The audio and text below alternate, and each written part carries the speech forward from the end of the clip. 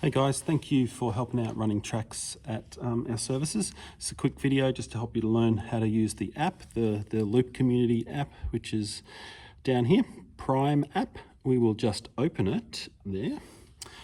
And I'm going to take you through all the different ways that this gets used, all the settings, all the different controls and stuff to run a service.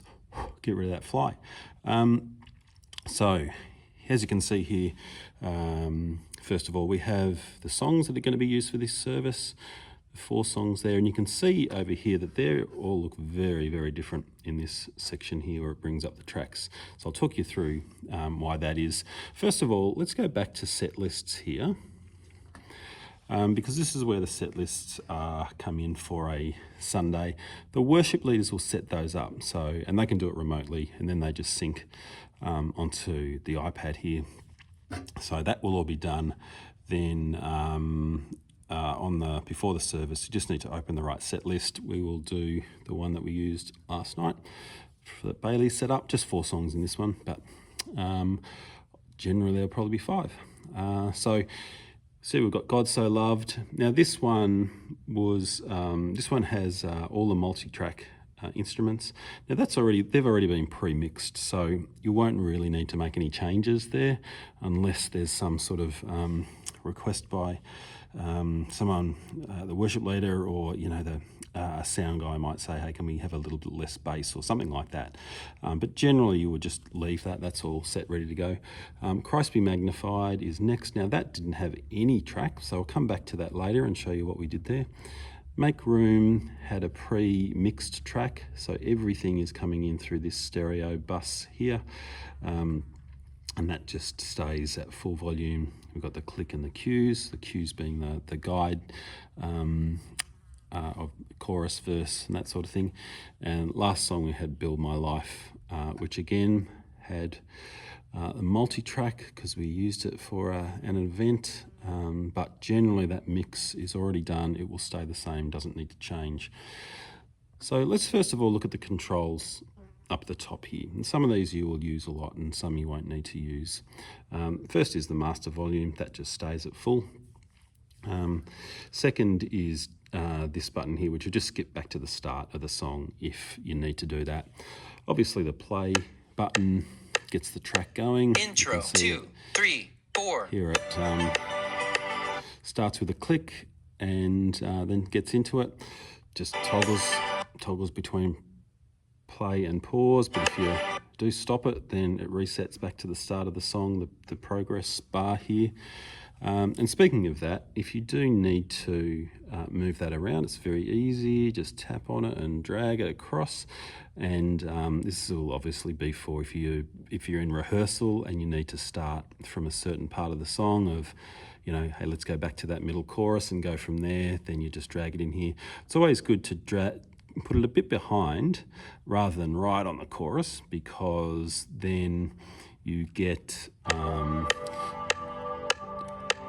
the counting. Chorus 2, 3, 4.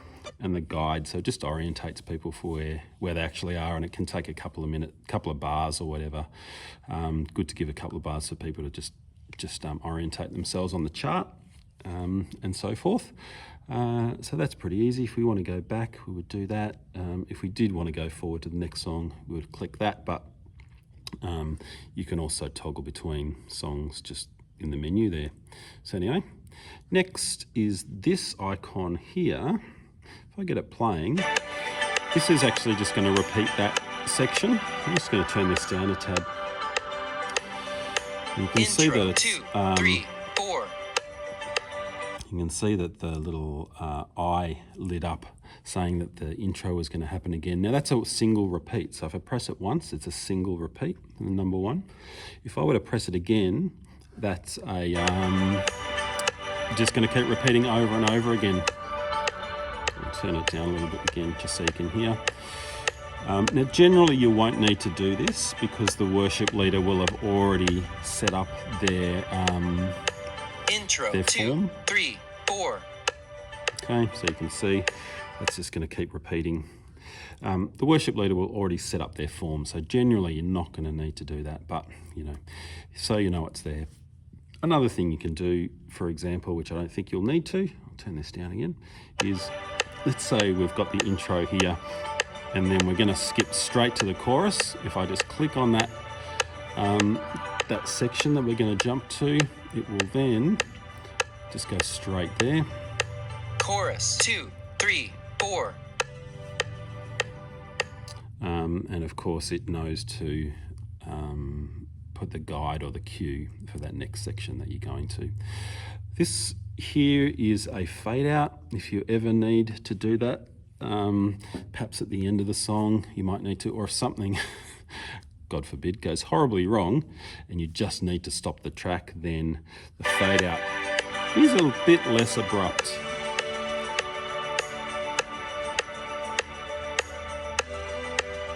So you can hear it happening.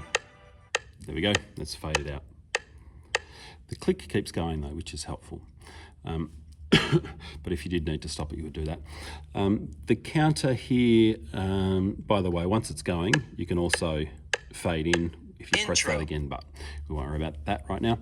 Counter here, to start, rather than the song starting or stopping right where the edge of the section is, you can just bring those margins in bit by bit if you needed to. But again, probably something the worship leaders would set up. This is a tempo marking, so let's say someone says, or the worship leader says, hey, it just feels a little bit too slow, then all right, well, let's lift it up a bit and go to 103. But again, maybe not something you would need to do. Oh, that's handy. Original tempo 100. So then you say, if you say we want to go back to the original, it's right there. We can change keys in here. Again, something the worship leader would set up, but it's all ready to go, which is good. That's all you'll need to know for that top section there. There is a menu here to change different bits and pieces, but I don't think you'll need to worry about that too much. So if we go down to the songs, you can see that you just pick the songs by clicking on them. This one here, Christ is Enough, there wasn't a backing track for that. So what Bailey did is just load in the click at the right tempo, and then we used the auto pad to sit underneath. I'm going to change it here. The auto pad is a bit louder than the track, so generally we need to pull that volume down, and it can just start and stop and work really nicely. Now, even though these songs are all in the same key, if I were to change that there, we'll go to D here, you see that the auto pad changed as well. And so if I turn that on, it's in the right key. Now that can be helpful for, let's say that was the last song for the set, and then we went to the anchor spot. Actually, no, let's say it's Make Room. So if we're going to the end of Make Room, play there, you can see that the auto pad has already changed to G.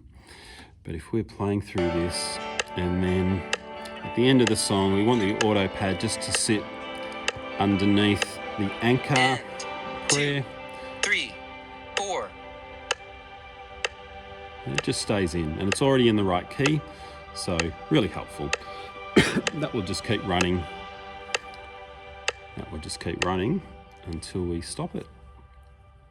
Next is these icons over the side here. Now, these are all about transitions and what happens after the song. Crossfade is fairly obvious. That would mean that as one song is finishing, the next song is crossfading in. And this is where these counters come in. So if we wanted to crossfade to start earlier, we would pull it back a bit. But again, something probably the worship leaders would do, but it's there just so you know. Next is overlap. Same idea as crossfade, but as it kind of indicates, overlap is where the next song will start as the old song is finishing. Can be helpful with something like this where you've got so much space at the end here. If you wanted it to start a bit earlier, need to watch out for keys here, because if they're two clashing keys and they're overlapping, then that can be a problem. But again, all of this is stuff that the worship leaders would most probably set up. Next one, auto advance, it just goes on to the next song once one is finished. Advance, I haven't used that. I guess you just advance. I don't know. You'll have to work that out and tell me. Next is trigger. Now this one keeps the click going. So once we get to the end of the song, Verse click, 2, 3, 4. the click would just keep going. Now, that's really handy for the last song in the set or at the end of the service, because the click can keep going while we're playing underneath the anchor or underneath the prayer or whatever, just keeping us together where it's difficult to communicate in those moments. Lastly is stop. Now that's pretty self-explanatory, I reckon. That's probably all I need to let you know about. It's fairly easy to control, I think. Generally, once you're in the service, everything will be set up just to press play at the start and it will just go through. So that's what it's designed to do. You press play at the start of the service when the worship leader gives you the nod and it just goes through. Obviously, if you've got a final song, you would need to stop it at some point and then restart that final song, but that's it. A lot of these other controls are more like during rehearsal, where you might need to start and stop a bit more. And in case of emergency, which we hope there never is, perhaps repeating a section or fading out or just stopping or whatever you might need. Hopefully that's really helpful for you guys. Let me know if you've got any questions, and all the best with it. Thanks.